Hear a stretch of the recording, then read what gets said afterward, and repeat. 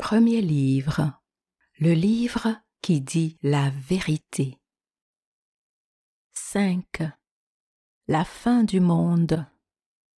1946, an 1 de l'ère nouvelle.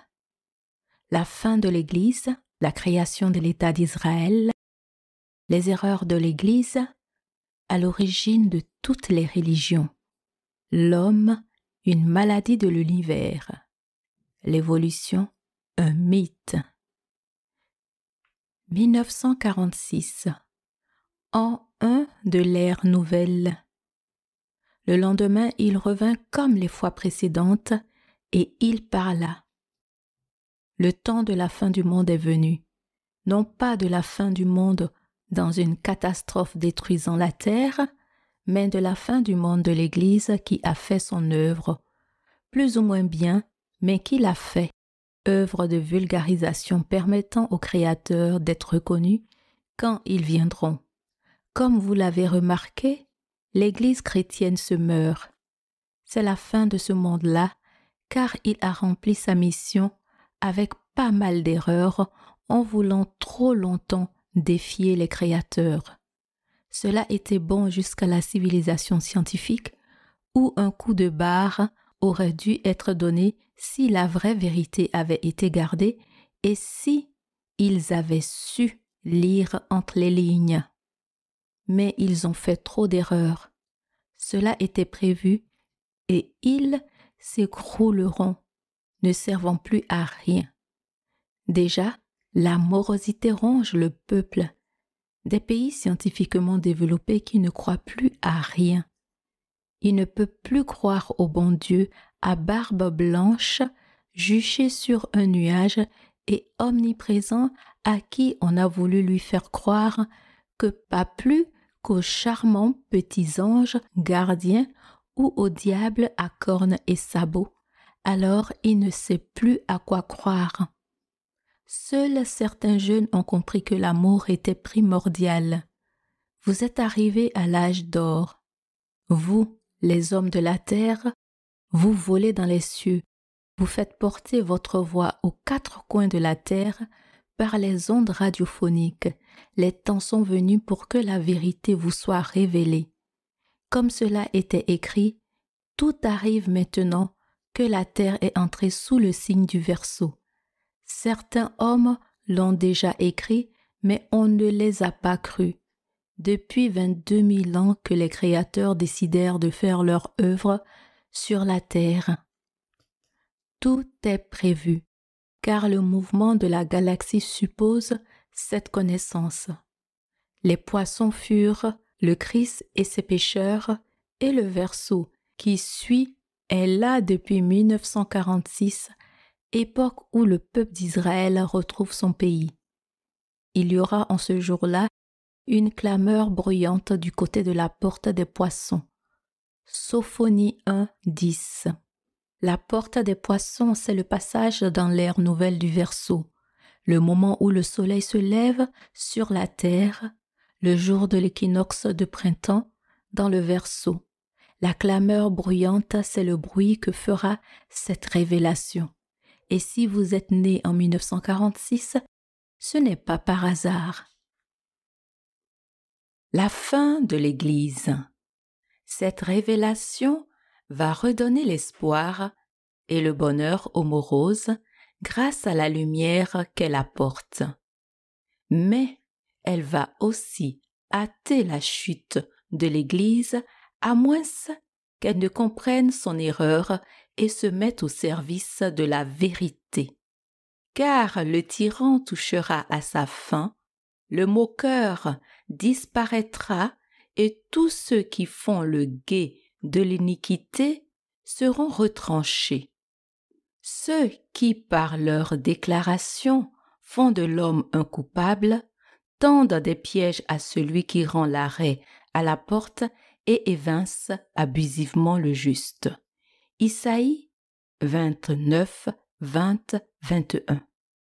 C'est la fin de ceux qui font croire au péché originel et font de l'homme un coupable, de ceux qui tendent des pièges à celui qui répandra la vérité au moment de la porte des poissons, l'entrée dans le verseau pour essayer de sauver l'Église telle qu'elle existe en évinçant le juste, celui qui dit ce qui est juste, celui qui dit ou écrit la vérité. Comme ceux qui, persuadés qu'ils défendaient quelque chose de vrai sans chercher à comprendre, ont crucifié Jésus par peur de se voir ruiné et anéanti au moment du passage dans l'ère des poissons. Les yeux des voyants ne seront plus englués et les oreilles de ceux qui entendent seront attentives. On ne qualifiera plus l'insensé de noble et on ne dira plus au fourbe qu'il est un grand. Isaïe 32, 3, 5. Car l'insensé profère des folies et son cœur songe à l'iniquité de sorte qu'il pratique l'impiété, profère à l'adresse de Yahvé des propos aberrants, laisse avide l'âme de celui qui a faim et laisse celui qui a soif manquer de breuvage. Quant aux fourbes, ses fourberies sont criminelles, c'est lui qui projette des plans pour anéantir les pauvres par des paroles mensongères, alors que l'indigent expose sa cause. Mais celui qui est noble projette des actes nobles. C'est lui qui se lèvera pour des actes nobles. Isaïe 32, 6, 8. Tout le monde alors comprendra, les yeux ne seront plus englués. L'Église qui profère à l'adresse de Yahvé des propos aberrants et laisse avide l'âme de ceux qui ont faim de vérité, c'est elle qui projette des plans pour anéantir les pauvres, pour faire en sorte que ceux qui ne peuvent pas comprendre ou n'osent pas comprendre restent fidèles à elle dans la peur du péché, d'excommunication ou autre fadaise, alors que l'indigent expose sa cause, alors que celui qui n'a pas assez d'intelligence pour saisir la vérité se dresse en défenseur des mensonges de l'Église sur son conseil. Mais celui qui est noble, celui qui clamera bien fort la vérité, projette des actes nobles même s'il n'a pas l'assentiment de l'Église agonisante des hommes. Ne le savez-vous pas? Ne l'avez-vous pas entendu? Ne vous l'a-t-on pas exposé depuis le commencement? N'avez-vous pas compris la fondation de la terre? Isaïe 40, 21. Voici mon serviteur que je soutiens, mon élu en qui mon âme se complaît. J'ai mis mon esprit sur lui. Il fera connaître aux nations un jugement. Isaïe 42, 1. Vous êtes celui qui va répandre la vérité à travers le monde. Cette vérité qui vous est révélée depuis quelques jours. Il ne brisera pas le roseau ployé et n'éteindra pas la mèche qui faiblit. Isaïe 42, 3. Vous ne parviendrez pas à détruire complètement l'Église et ses mensonges, mais elle s'éteindra d'elle-même. Cette extinction est d'ailleurs déjà commencée depuis quelque temps. La mèche faiblit. Elle a accompli sa mission. Il est l'heure pour elle de disparaître. Elle a fait des erreurs et s'est trop enrichie sur le dos de la vérité sans chercher à l'interpréter d'une façon claire pour les hommes de cette époque, mais ne la blâmez pas trop, car c'est grâce à elle que la Bible, témoin de la vérité, peut se trouver dans le monde entier. Toutefois, leurs erreurs sont grandes, particulièrement celle d'avoir trop mis de surnaturel dans la vérité, d'avoir mal traduit les écrits bibliques en remplaçant dans les Bibles usuelles le terme Elohim qui désigne les créateurs par Dieu, un terme au singulier alors que Elohim en hébreu est le pluriel d'Eloah, transformant ainsi les créateurs en un Dieu unique, incompréhensible. Les autres erreurs sont d'avoir fait adorer aux gens un bout de bois mis en croix en souvenir de Jésus-Christ. Une croix n'est pas le Christ. Un bout de bois croisé ne signifie rien. Il ne reconsidère pas en son cœur, il n'a ni connaissance ni intelligence pour dire « j'en ai brûlé la moitié au feu, j'ai aussi fait cuire sur ces braises du pain, je rôtis de la viande et je la mange, et je tirerai du reste une abomination. J'adorerai un bout de bois. » Isaïe 44, 19. La création de l'État d'Israël. Le retour en Israël du peuple juif est un signe de l'âge d'or qui était écrit. Je ferai venir ta race de l'Orient et d'Occident et je te rassemblerai. Je dirai au nord donne et au midi ne retiens pas. Fais venir mes fils du lointain et mes filles de l'extrémité de la terre. Tous ceux qui se nomment de mon nom, ceux que j'ai pour ma gloire, créés, formés et faits. Isaïe 43, 5, 7. C'est bien là la création de l'État d'Israël accueillant les Juifs du Nord et du Midi, et le fait que la Bible, préservée par le peuple juif, serve de témoignage à la venue des créateurs, est écrit. Vous êtes mes témoins. Isaïe 43, 10. Faites sortir le peuple aveugle, mais qui a des yeux, les sourds qui ont cependant des oreilles. Que toutes les nations se groupent ensemble, que les peuples s'assemblent. Qui parmi eux a prédit ces choses et nous a fait entendre l'annonce des premiers événements? Qu'ils produisent leurs témoins pour avoir raison, qu'on entende et qu'on leur dise « c'est vrai ». Isaïe 43, 8, 9. Vous êtes mes témoins, oracle de Yahvé, et vous êtes mon serviteur que j'ai élu, afin que vous sachiez que vous croyez en moi et que vous compreniez que je suis le même. Quant à vous, vous êtes mes témoins, oracle de Yahvé, et moi je suis Dieu. Aujourd'hui aussi je suis le même. Isaïe 43, 10, 12, 13. Vous êtes mes témoins, c'est explicite, non? Et je peux vous redire en ce jour. Aujourd'hui je suis le même, grâce au témoignage que vous avez en main avec la Bible. Je t'avais abandonné pendant un court instant, mais je te rassemblerai avec une grande compassion. Isaïe 54, 7. Le peuple d'Israël a en effet retrouvé son pays après avoir participé à la sauvegarde de la vérité. Les temps où l'homme par la science dominera la maladie sont prévus. Il n'y aura plus là de nourrissons vivant quelques jours ni de vieillards qui n'accomplissent pas ses jours. Isaïe 65, 20. La médecine permet aux hommes de triompher maintenant de la maladie et surtout de la mortalité infantile. Sur les lèvres de l'homme intelligent se trouve la sagesse, mais le bâton est pour le dos de celui qui est privé de cœur. Proverbe 10, 13. Les erreurs de l'Église. L'Église, oui, a fauté en culpabilisant l'homme et en le faisant prier sans qu'il cherche à comprendre. Dans vos prières, ne rabâchez pas comme les païens. Ils croient qu'avec leur bavardage, ils seront exaucés. Matthieu 6, 7.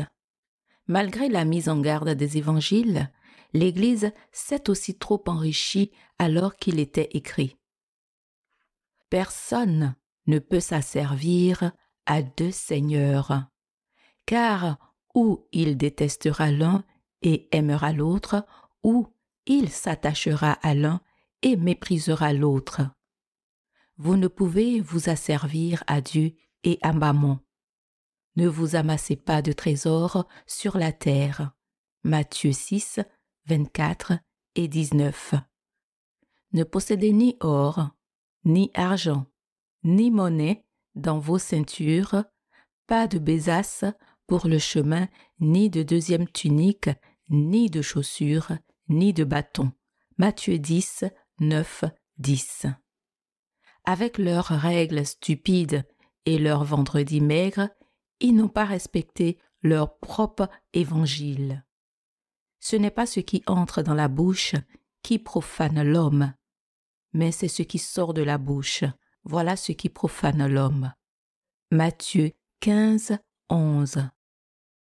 Comment osent-ils, ces hommes qui ne sont que des hommes, se prélasser dans la fortune et le luxe du Vatican alors que leurs évangiles leur disent de ne posséder ni or ni argent, même pas une deuxième tunique? Comment osent-ils prêcher la bonté? Et Jésus dit à ses disciples, « Oui, je vous le dis, un riche entre difficilement dans le règne des cieux. » Matthieu 19, 23. Il lit de lourdes charges et les pose sur les épaules des hommes, mais eux, ils ne veulent pas les bouger du doigt. Toutes leurs œuvres, ils les font pour être remarqués par les hommes. Ils aiment la première place dans les dîners et se faire saluer. Vous autres, vous n'avez qu'un maître et vous êtes tous frères, et n'appelez père aucun de vous sur la terre, car vous n'avez qu'un Père, le céleste. Ne vous faites pas non plus appeler directeur, car vous n'avez qu'un directeur, le Christ. Mais le plus grand d'entre vous sera votre serviteur. Matthieu 23, 4, 11. Cela est pourtant écrit dans leurs évangiles. Comment l'Église ose-t-elle accabler les hommes de soi-disant péchés qui ne sont que conceptions différentes de mœurs et de modes de vie, parler de bonté en vivant dans l'opulence du Vatican quand les hommes meurent de faim, se faire inviter et rechercher les honneurs en prêchant l'humilité, se faire appeler mon Père, éminence ou votre sainteté quand leurs propres évangiles le leur défendent. Si demain le pape partait sur les routes avec sa besace, l'Église revivrait. Mais dans un but humanitaire tout à fait différent de celui qui était le sien jusqu'à maintenant, à savoir la propagation de ce qui doit servir de preuve aujourd'hui.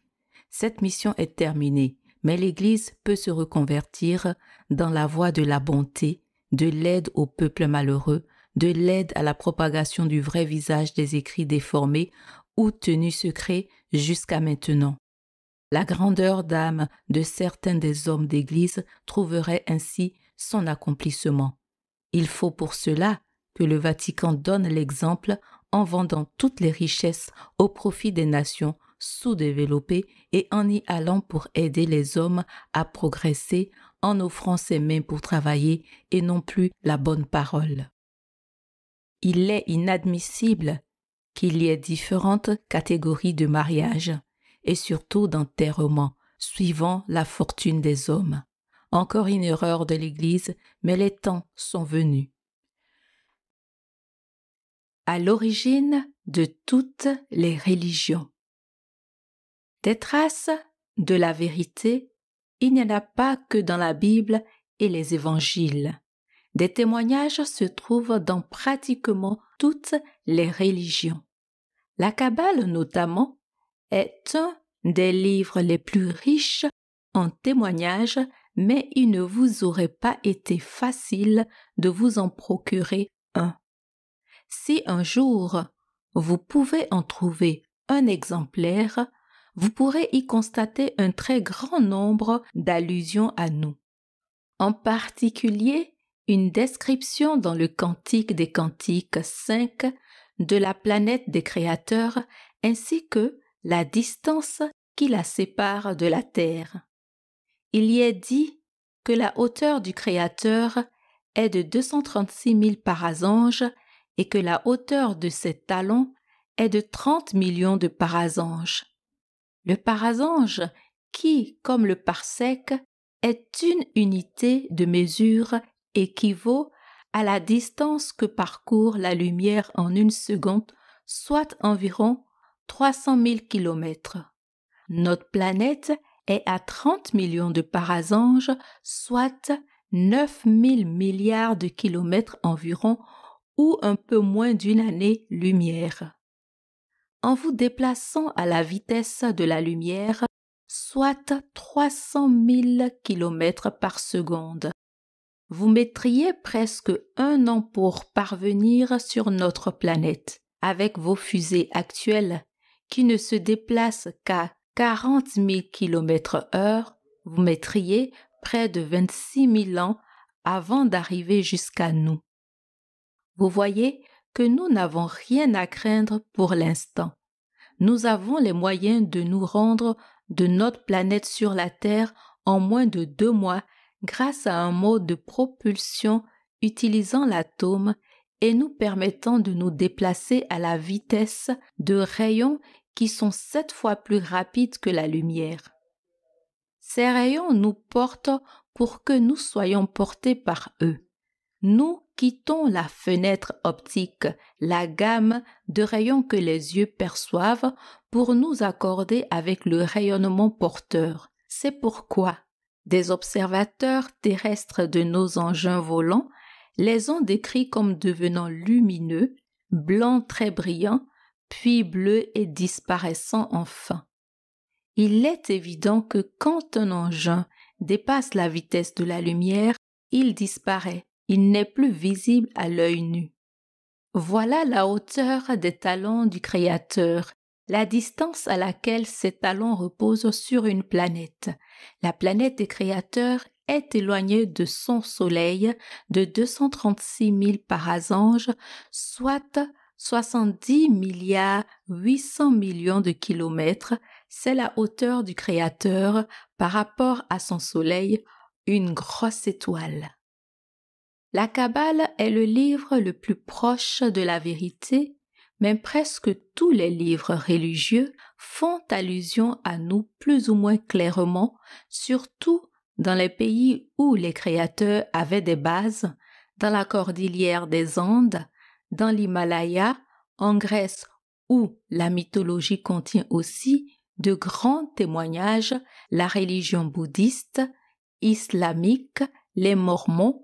Il faudrait des pages pour citer toutes les religions et sectes qui témoignent d'une façon plus ou moins obscure de notre œuvre. L'homme, une maladie de l'univers.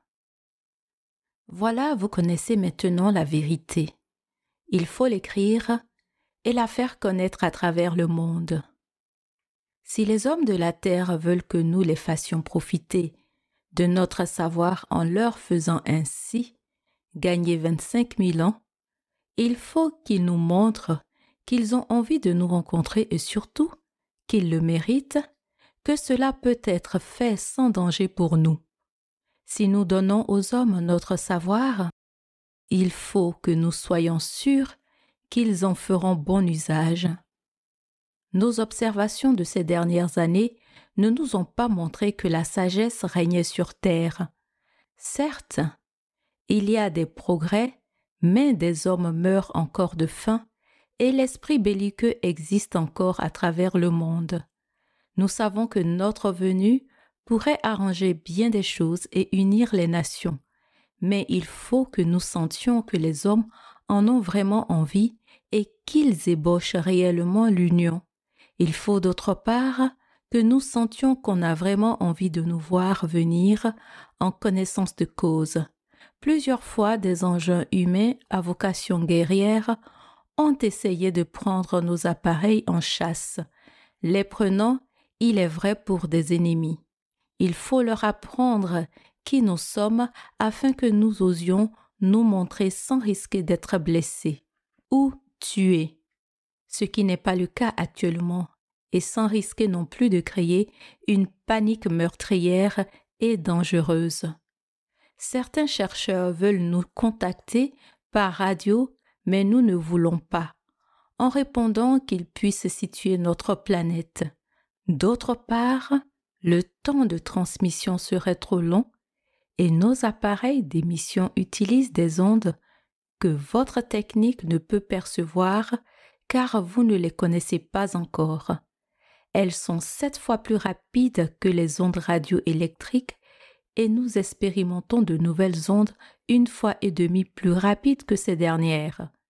Le progrès continue et notre recherche à nous se poursuit dans le but de comprendre et rentrer en rapport avec le grand être dont nous faisons tous partie et dont nous sommes les parasites des atomes, ces atomes étant les planètes et les étoiles. Nous avons en effet pu découvrir que dans l'infiniment petit, des êtres vivants intelligents vivent sur des particules qui sont pour eux des planètes et des soleils, en se posant les mêmes questions que nous. L'homme est une maladie de l'être gigantesque dont les planètes et les étoiles sont des atomes. Et cet être est sûrement lui aussi parasite d'autres atomes. Dans les deux sens, c'est infini. Mais l'important, c'est de faire en sorte que notre maladie, l'humanité, continue d'exister et ne s'éteigne jamais. Nous ne savions pas, en vous créant, que nous accomplissions une mission secondaire, écrite en nous, répétant ainsi ce qui avait été fait pour nous. Nous avons découvert à la lumière de notre création et de son évolution nos origines à nous, car nous aussi, nous avons été créés par d'autres hommes qui ont aujourd'hui disparu. Leur monde s'est certainement désintégré, mais grâce à eux, nous avons pu prendre la relève et vous créer. Nous disparaîtrons peut-être un jour, mais vous aurez pris, vous, la relève. Vous êtes donc le maillon d'une continuité humaine précieuse. D'autres mondes existent et l'humanité se développe certainement en d'autres points de l'univers. Mais dans cette partie, notre monde est seul à avoir créé et cela est important car de chaque monde, il peut sortir d'innombrables enfants précieux pour la continuité. Cela laisse espérer qu'un jour, l'homme ne sera plus en danger de disparition totale. Mais nous ne sommes pas sûrs que l'homme puisse jamais se stabiliser dans l'abondance. Depuis toujours, la chaîne continue et l'équilibre même de l'immense corps dont nous sommes une maladie, un parasite, veut que nous ne nous développions pas trop sous peine d'amener une réaction pouvant entraîner une catastrophe aboutissant au mieux à une récession, au pire à une destruction totale.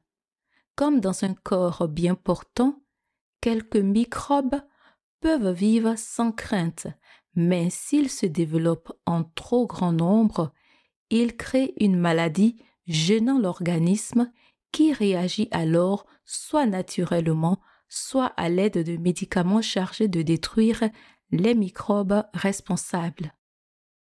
L'important est apparemment de créer suffisamment de monde pour que l'humanité ne s'éteigne pas, mais surtout de chercher à ce que l'équilibre ne soit pas rompu en reportant nos efforts sur une recherche de l'amélioration du bonheur de ceux qui existent. C'est sur ce plan que nous pouvons vous apporter beaucoup. L'évolution, un mythe. J'ouvre ici une parenthèse car il faut que vous puissiez dissiper de votre esprit le doute de l'évolution. Vos savants qui ont établi les théories de l'évolution ne se trompent pas complètement en disant que l'homme descend du singe et le singe du poisson, etc. En réalité, le premier organisme vivant créé sur la Terre a bien été monocellulaire et a ensuite donné des êtres plus compliqués, mais pas par hasard. Quand nous sommes venus pour créer la vie sur la Terre, Nous avons commencé par des créations très simples et nous avons fait progresser nos techniques d'adaptation au milieu pour faire ensuite les poissons, les batraciens, les mammifères, les oiseaux, les primates et enfin l'homme qui n'est qu'un modèle de singe amélioré auquel nous avons ajouté ce qui faisait que nous étions des hommes. Nous l'avons fait à notre image comme cela est écrit dans la Genèse biblique. Vous pouviez vous rendre compte par vous-même qu'une évolution accidentelle a bien peu de chances de se produire pour arriver à une si grande variété de formes de vie, aux couleurs des oiseaux, à leur démonstration amoureuse, à la forme des cornes de cerne antilope. Quel besoin naturel pouvait donc amener les antilopes ou certains bouquetins à avoir des cornes en spirale, ou les oiseaux à avoir des plumes bleues ou rouges et les poissons exotiques? Cela est l'œuvre de nos artistes. N'oubliez pas les artistes quand vous créerez à votre tour la vie. Imaginez un monde où il n'existerait pas sans musique, ni film, ni tableau, ni sculpture, etc. La vie serait bien ennuyeuse et les animaux bien laids s'ils devaient avoir un corps ne répondant qu'à leurs besoins ou à leurs fonctions. L'évolution des formes de vie sur la Terre, c'est l'évolution des techniques de création et la sophistication des œuvres réalisées par les créateurs pour aboutir finalement à la création d'un être semblable à eux. Vous pouvez retrouver des crânes d'hommes préhistoriques qui sont les crânes des premiers prototypes d'hommes qui furent supplantés par d'autres plus évolués jusqu'au type étant la réplique exacte des créateurs qui ont eu peur de créer un être qui leur soit de beaucoup supérieur, bien que certains en aient eu la tentation. Si l'on était sûr qu'ils ne se retournent jamais contre leur créateur pour les dominer ou les anéantir, comme cela s'est produit entre les diverses races hominiennes, créées successivement sur la terre, au lieu de les aimer comme des pères, la tentation serait grande d'améliorer le genre humain. Cela est possible, mais quel énorme risque! Certains créateurs ont d'ailleurs peur que l'homme de la terre soit légèrement supérieur à ses pairs. Satan est l'un d'entre eux qui a toujours pensé et pense encore que l'homme de la terre est un danger pour notre planète car un peu trop intelligent. Mais la majorité d'entre nous pense que vous nous prouverez que vous nous aimez et que vous ne chercherez jamais à nous détruire. C'est au moins ce que nous attendons pour vous venir en aide.